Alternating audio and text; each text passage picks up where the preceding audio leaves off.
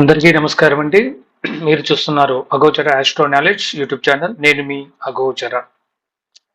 ఈరోజు మనము ఏడవ భావం గురించి తెలుసుకుందాం. మనకు ఇచ్చిన జాతకంలో ఏడవ భావం ఎక్కడ పడింది? ఏడవ భావాధిపతి ఎవరు? ఏడవ భావాధిపతి ఎక్కడ ఉన్నాడు? ఎవరితో ఉన్నాడు? భావకారకుడైనటువంటి శుక్రుడు ఎక్కడ ఉన్నాడు? ఎవరితో చూడబడుతున్నాడు? వంటి విషయాలన్నింటినీ పరిశీలించి మనం ఈరోజు విశ్లేషణ చేద్దాం. ముందుగా ఏడవ భావం ఏం చెప్తుంది అంటే వివాహం, వివాహ బంధం, జీవిత భాగస్వామి, వ్యాపారం, వ్యాపార భాగస్వామ్యం, వ్యాపార భాగస్వామి, సమాజంతో వ్యవహరించే తీరు, ఒప్పందాలు, ప్రయాణాల్లో మార్గమధ్యంలో ఎదురయ్యే పరిస్థితులు మొదలైనవి సూచిస్తుంది. సరే, ఏడవ భావం ముఖ్యంగా వివాహము, జీవిత భాగస్వామి ఇది ఎక్కువగా చెప్తూ ఉంటారు ఏడవ భావంలో. మనం కూడా ముందుగా ఈ రెండు అంశాలనే పరిశీలిద్దాం. ఇక్కడ రాశి చక్రంలో ఏడవ భావం సింహం అయ్యింది. ఏడవ భావాధిపతి ఎవరంటే రవి.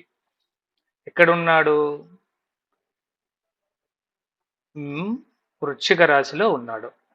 ఎవరితో ఉన్నాడు అంటే రాహు బుధుడితో కలిసి ఉన్నాడు. భావకారకుడు ఎక్కడ ఉన్నాడు అంటే మకరంలో ఉన్నాడు. ఎవరితో కలిసి ఉన్నాడు? శనితో కలిసి ఉన్నాడు. ఎవరితో చూడబడుతున్నాడు అంటే కుజుడితో చూడబడుతున్నాడు. ఇక ఏడవ భావాధిపతి ఏ భావంలో ఉన్నాడు అంటే 11వ భావంలో ఉన్నాడు. మీకు ఒక డౌట్ రావచ్చు.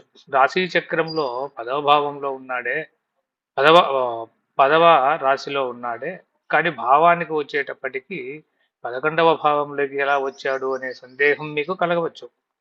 అయితే నేను గత వీడియోల్లో భావచక్రాన్ని ఎలా విశ్లేషించాలి, ఎలా తయారు చేయాలి అన్న విషయంపై నేను వీడియో చేశాను. మీరు దాన్ని గనక పరిశీలించినట్లయితే మీకు అర్థమవుతుంది. సరే, ఇక్కడ లగ్నం కుంభలగ్నం అయ్యింది, ఏడవ భావం సింహం అయ్యింది. సాధారణంగా ఏడవ భావం సింహమైనప్పుడు జీవిత భాగస్వామి యొక్క స్వభావం లక్షణాలు ఏ విధంగా ఉంటాయి అంటే ఆత్మాభిమానము, నాయకత్వము, గౌరవము కోరుకునే మనస్తత్వము, ఆధిపత్య ధోరణి, కొన్ని విషయాల్లో కోపం, గర్వం, అహంకారం ప్రదర్శించే అవకాశం ఉంది.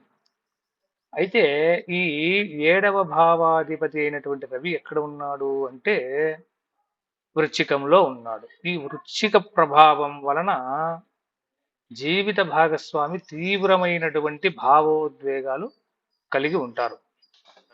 వారు చూడడానికి పైకి సాధారణంగానే కనిపిస్తారు. కానీ లోపల అంతరంగంలో భావోద్వేగాలు, ఆలోచనలు అనేటటువంటివి చాలా ఆందోళన కలిగిస్తూ ఉంటాయి.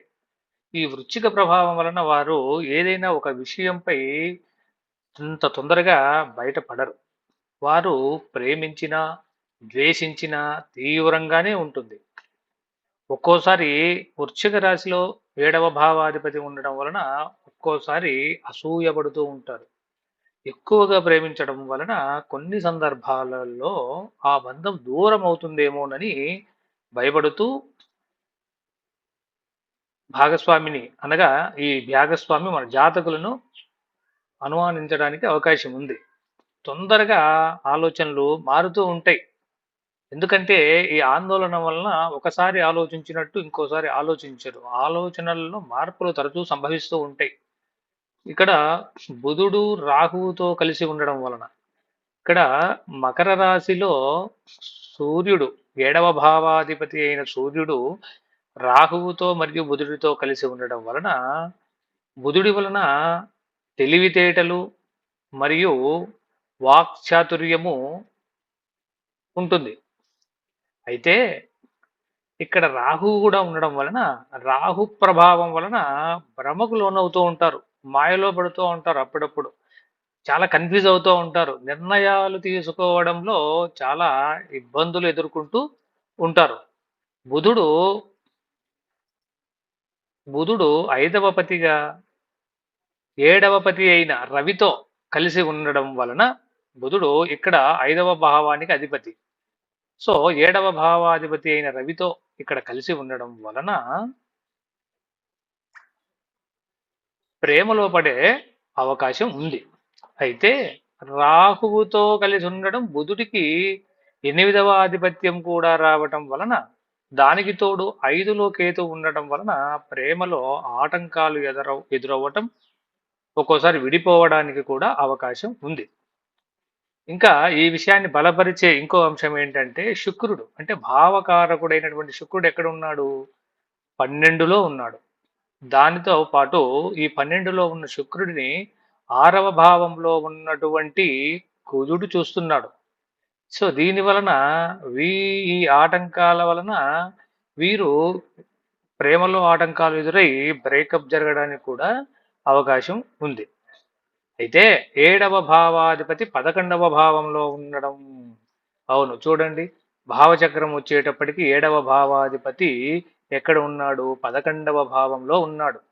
సో భావచక్రం వేసేటప్పటికి ఈ గ్రహాల యొక్క డిగ్రీల వలన, భావస్ఫుటాల వలన ఏమవుతుంది అంటే రాశిలో ఉన్నప్పటికీ కూడా భావం వచ్చేటప్పటికి భావం మారుతూ ఉంటుంది. సో 11వ భావంలో ఉండడం వలన ఏమవుతుంది అంటే పెళ్లి తర్వాత జీవిత భాగస్వామి వలన ఆర్థికంగా, సామాజిక పరంగా కలిసొచ్చే అవకాశం ఎక్కువగా ఉంది. కాబోయే భాగస్వామి స్నేహితుల ద్వారా కానీ, లేదా స్నేహితుల్లో ఒకరు కానీ, లేదా మేనత్త ద్వారా కానీ, ఎందుకంటే 9వది తండ్రి అయితే 9 నుంచి 3 11 అవుతుంది. అంటే సోదరి, తండ్రి యొక్క సోదరి మేనత్త అవుతుంది. మేనత్త ద్వారా సంబంధం రావడానికి కూడా అవకాశం ఉంది. ఒక్కోసారి మేనత్త కూతురు కూడా కావడానికి అవకాశం ఉంది. ఓకేనా? సో దీనికి తోడు ఈ అంశాన్ని బలపరచడం ఏంటంటే గురువు శుక్రుణ్ణి చూస్తున్నాడు. కాబట్టి వీరి యొక్క వివాహము పెద్దల అంగీకారంతోనే జరుగుతుందని మనము చెప్పవచ్చు. ఇక్కడ ఈ జాతకులు జాగ్రత్త వహించాల్సిన మరొక ముఖ్యమైన విషయం ఏమిటంటే, జీవిత భాగస్వామితో సాధ్యమైనంత వరకు అబద్ధాలు చెప్పకుండా ఉండడం చాలా మంచిది. ఎందుకంటే చాలా సెన్సిటివ్ మనస్తత్వం గలవారు కాబట్టి, ఎక్కువ ఎమోషనల్గా ఉంటారు కాబట్టి, చిన్న చిన్న అబద్ధాలే ఒక్కోసారి పెద్ద ఇబ్బందులకు దారితీసే అవకాశం ఉంటుంది. మీ జీవిత భాగస్వామికి ఎక్కువగా నమ్మకం ఉండడం వలన ఆ నమ్మకానికి మీరు ఎక్కడైనా అపనమ్మకంగా ప్రవర్తించినట్లయితే, ఆ నమ్మకానికి చిన్న అంతరాయం కలిగిన మిమ్మల్ని క్షమించాలంటే, మీ జీవిత భాగస్వామి మిమ్మల్ని క్షమించాలంటే చాలా కష్టం అవుతుంది. నమ్మకాన్ని కోల్పోకుండా వ్యవహరించండి. అహానికి పోకుండా సర్దుకుపోవడానికి ప్రయత్నించండి. ఇలా ఈ కాంబినేషన్‌లోనే 7వ భావంలో ఉండేటటువంటివి. నేనిప్పుడు వివాహ బంధము, జీవిత భాగస్వామి గురించి చెప్పాను నేను. ఇలాగే మిగతా అంశాలను కూడా ఈ గ్రహాల పొందిక ద్వారా మీరు విశ్లేషణ చేయడానికి ప్రయత్నించండి. మీకు ఏవైనా సందేహాలు ఉంటే నేను నెంబరు అనేటటువంటిది, వాట్సాప్ నెంబర్ నేను డిస్క్రిప్షన్‌లో ఇస్తాను. ఓకేనా? సో కావాలంటే ఇక్కడ కూడా నేను మీకు ఇస్తాను. WhatsApp number 7981334286. మీరు నేను ఇది వరకు చెప్పిన విధంగా 7వ భావంలోని మిగిలిన అంశాలను విశ్లేషణ చేసేటప్పుడు మీకు ఏమైనా సందేహాలు ఉంటే ఈ నెంబర్ ద్వారా మీరు సంప్రదించండి. ఇకపోతే నా నుండి మరిన్ని వీడియోలు మీరు పొందాలనుకుంటే దయచేసి వీడియోకు లైక్ చేయండి, సబ్స్క్రైబ్ చేయండి, షేర్ చేయండి.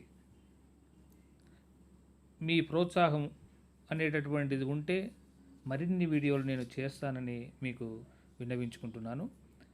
అంతేకాదండి, మిగిలిన భావాలు 8వ భావం నుండి మిగిలిన భావాలను కూడా నేను అతి త్వరలో అన్నీ కూడా నేను అప్లోడ్ చేస్తాను. నమస్కారం.